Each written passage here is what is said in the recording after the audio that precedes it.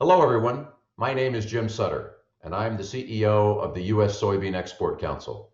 My team and I are excited to be with you virtually today for the USSEC Global Conference on the impact of COVID-19 on global aquaculture production and supply chain.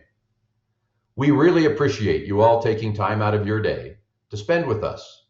While all of our lives have been greatly impacted, we're fortunate that technology allows us to continue dialogue with you, no matter where you are in the world. We do hope that you and your family are staying safe and that you find today's presentations worthwhile. Before we jump into today's agenda, I wanted to share some background on USSEC's aquaculture program. At USSEC, we've had an active program in aquaculture for 35 years, with partners ranging from small fish farms in Asia to large international operations. No matter who we're working with, our top priority is to optimize and demonstrate the value of U.S. soy as we help bring the latest in best practices and technology to those in the aquaculture industry. Since we began, we've consistently evolved the program to create better feed-based approaches that use U.S. soy. We do this through our main 4 focus areas: feed, technology advancements, aquaculture investment, and sustainability. Through these focus areas, we've provided critical training and technical knowledge for the global aquaculture community, and we've always prioritized innovation and adaptability in order to better serve our customers and meet needs within the global seafood industry. The COVID-19 pandemic is no different.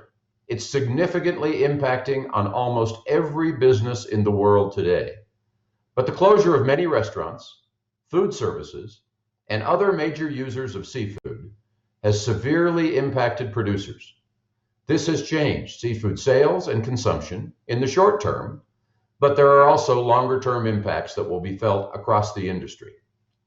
We hope that the sessions today will provide you with better insights into these short and long-term impacts on aquaculture.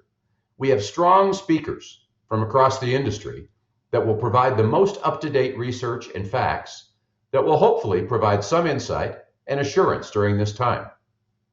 As I've gotten to learn more about the global aquaculture industry over the last few years, I am so impressed with the entrepreneurs and the companies involved in what is now the fastest growing animal protein business worldwide.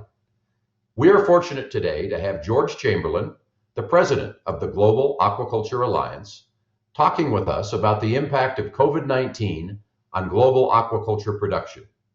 We also have Horion Nikolic, a senior global specialist in seafood for Rabo Research, Food and Agribusiness, joining us to discuss the commercial marketing of global aquaculture products. You will also hear from Carlos Salinas. He's a senior director soybean meal for USSEC. And Carlos recently joined our team after a career in the grain and export processing industry.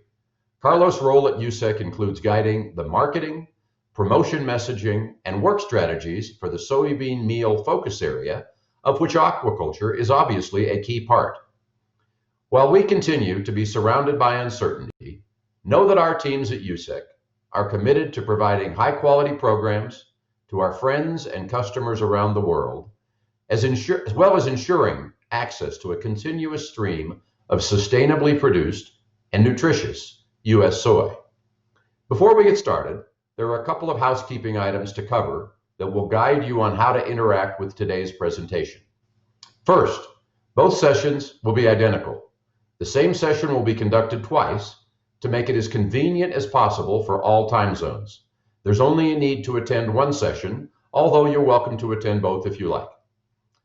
Also, if you'd like to ask a question during the session, simply type your question in the Q&A widget in the console.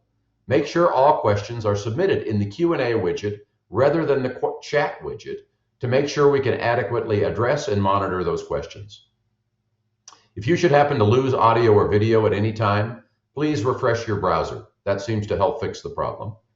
And if you need further technical assistance, you can enter a question into the Q&A widget, and our team that's monitoring that will get back with you. Finally, during our speakers' presentations, you'll be able to view their PowerPoint presentations up close on your individual screens.